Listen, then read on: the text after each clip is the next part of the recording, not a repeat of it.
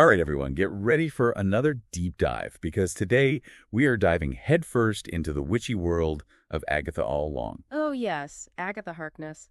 Everyone's favorite scene stealer from WandaVision is back, and she's got her own show now. She does, and we are here to talk all about it.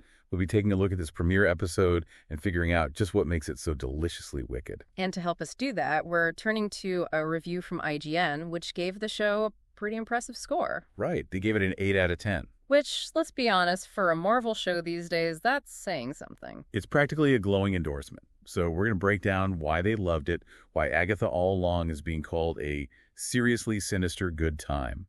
And I have to say, picking up where WandaVision left off is no small feat, but they chose a pretty interesting place to start. Well, they had to start with Agatha, right? I mean, WandaVision left her in quite the predicament. Oh yeah, talk about a bad breakup. Yeah. So to see things from her perspective now, it's like we're getting a front row seat to the fallout from WandaVision, but with a twist. Well, it's not exactly the same Westview we remember from WandaVision. This time around, Agatha's world is a little less sitcom and a little more like Mare of Easttown. Oh, interesting. So they're still doing those PV homages that WandaVision was known for, but with a darker, more mysterious vibe this time. Exactly. Agatha's going by Agnes now and playing amateur detective. Snacking her way through town, I hear. Oh, yeah. Apparently she's got quite the appetite in this one. But that's part of what makes this setup so clever. It lets her investigate what's really going on in Westview after everything that happened. Because let's not forget, she's not just piecing together a murder. She's also trying to make sense of the remnants of Wanda's magic. Exactly. It's like we're seeing the aftermath of WandaVision through the eyes of the villain, which adds a whole new layer to the story. It definitely does. Yeah. And speaking of new layers, the reviewer also brought up a new character, Teen, who plays a pretty crucial role in this premiere. Any theories on who this mysterious teen could be? Well, the reviewer seems to think it could be Billy Kaplan. You know, Wanda's son from the comics, all grown up. And you know what I find interesting? The show actually addresses this fan theory directly, which is kind of unusual. It is. You'd think they'd want to keep us guessing. So does that mean they're throwing us a red herring, or could they actually be going there with this theory? It's a bold move, that's for sure. And it'll be interesting to see how it plays out. I mean, remember all the fan theories that popped up during WandaVision? Some of them were pretty out there. Don't remind me. I was convinced that one character was going to be Mephisto, and look how that turned out. Exactly. So it seems like Agatha all along might have learned from that and decided to address at least one theory head on. Well, I for one appreciate a more streamlined mystery. But even with a tighter focus, it sounds like the show still finds ways to pack in the intrigue. Like take Agatha's whole arc in this premiere. She's trying to build a new coven. But as you can imagine, that's not exactly easy when everyone thinks you're a ruthless witch killer. Yeah, not exactly the best reputation to have when you're trying to gather a group of magical buddies. Talk about a PR nightmare. Right. It's tough to recover from that kind of brand damage, I imagine. Oh, absolutely. But that's what makes it so entertaining to watch. Right. Like here we have Agatha stripped of her power, desperate to rebuild, and she still can't resist those little digs, those witty remarks. She's just got that classic Agatha Harkness charm. Awful. But you kind of have to love her for it. The reviewer definitely picked up on that. They said the show really gets her character. She's deliciously wicked, but there's a vulnerability there too, especially now. Now that she doesn't have her magic to rely on. Exactly. It adds a whole other dimension to her. Well, and speaking of other dimensions, can we talk about that musical finale? Oh my gosh, yes. Where did that come from? Right. Patti LuPone belting out a spell to open a magical gateway. Pure magic. Such a different vibe from Agatha all along, but just as catchy. Just as catchy. And I thought it was really clever how they wove in those little flashbacks during the song. Oh, yeah. Yeah, you get these glimpses into Agatha's past, and it makes you wonder, what exactly happened to make her the witch she is today? See, those are the details that get me hooked. Those layers to her character. Yeah. She's funny. She's ruthless. But there's also this underlying sadness there.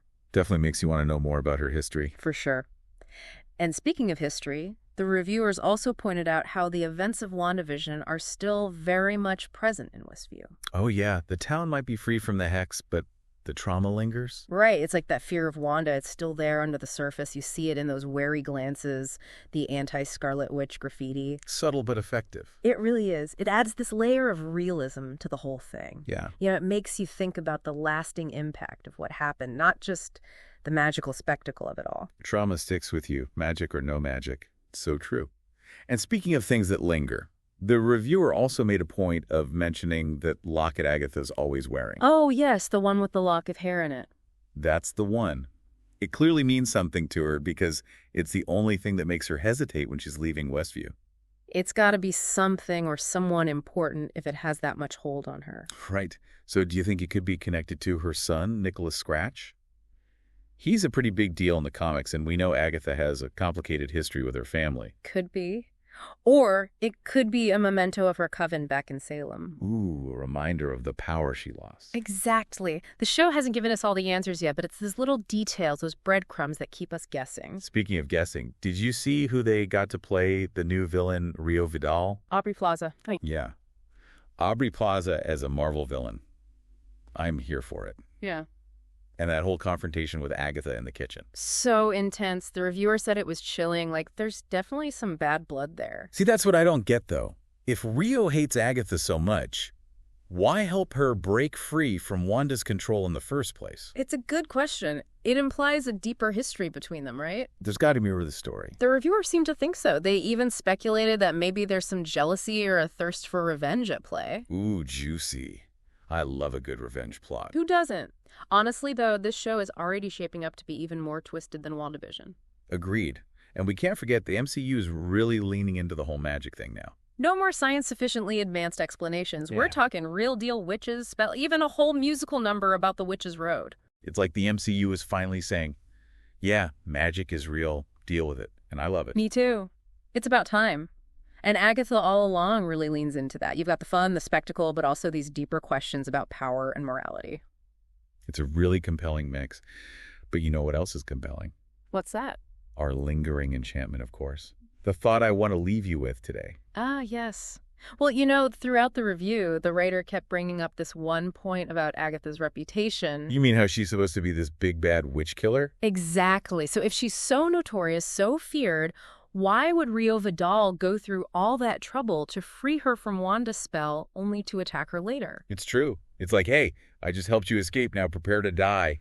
Mixed signals. Right. There has to be more to their history than we know. Yeah. What do you think their deal is? Your guess is as good as mine. But I have a feeling we're just scratching the surface of this whole Agatha and Rio saga. Oh, definitely. There's so many layers to unpack there, and so many questions left unanswered. What does this mean for Agatha's future? Is Rio Vidal a true enemy, a rival, or something else entirely? These are the questions that keep me up at night. Seriously, this whole deep dive has me even more hooked on Agatha all along. And on that note, I think it's time for us to wrap things up. Time to put a pin in this coven for now. But don't worry, we'll be back soon with even more deep dives into all things pop culture. Until then, keep those theories coming and let us know what you thought of Agatha all along. Find us online and let's keep the conversation going.